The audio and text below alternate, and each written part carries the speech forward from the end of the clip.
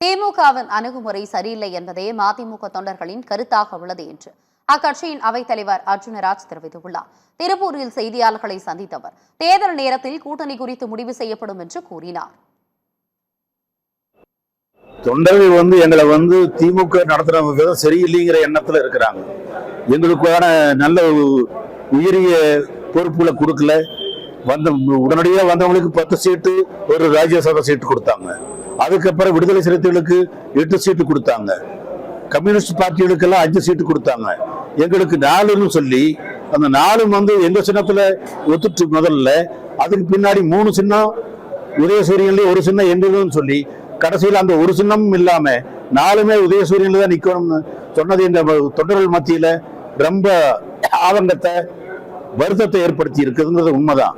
ஆகதான் நாங்க இனிமேல் எங்களுடைய கூட்டணிங்கிறது தேர்தல் சமயத்துல தான் முடிவு செய்யப்படும்.